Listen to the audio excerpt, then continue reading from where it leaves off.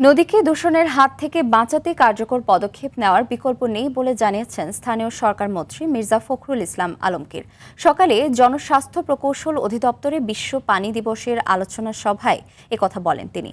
মির্জা ফখরুল বলেন, ডিপ টিউবওয়েলের ব্যবহারের পরিবর্তে সারফেস ওয়াটার ব্যবহারে অভ্যস্ত হতে হবে। সেক্ষেত্রে বৃষ্টির পানি সংরক্ষণেও জোর দিতে হবে। ঢাকা শহরের সবচেয়ে বড় সংকট নিরাপদ পানি বলে জানান মন্ত্রী।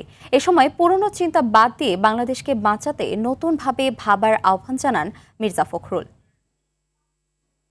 পশ্চিমে আশুলিয়ার পাশে দেখবেন পানির জমি সবসময় থাকছে, ক্যাচমেন্টটা থাকছে।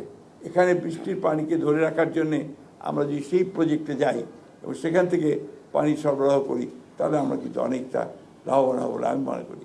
একই থেকে পূর্ব দিকে তাই আমরা যখন ছোট ছিলাম এবং যখন ঢাকা কলেজে পড়তাম, আমরা চলে আসতাম মাঝে মাঝে পানি নৌকায়, আমরা এপার থেকে ওই পারে যেতাম এবং এটা একটা খেয়াল করে দেখবেন কিছুক্ষণ আগে যে ছবিগুলো আমরা এখানে দেখলাম যে আমাদের পানি সেফ পানি পাওয়ার ব্যাপারে সবচাইতে বৈষম্য কোথায়? ওই গরিব মানুষগুলো সবচাইতে পানির মধ্যে পরিশন থাকে, অবশ্যই থাকে। সেই জিনিসগুলো আমাদের মনে হয় যে আপনাদের দেখা দরকার। আমরা শুধু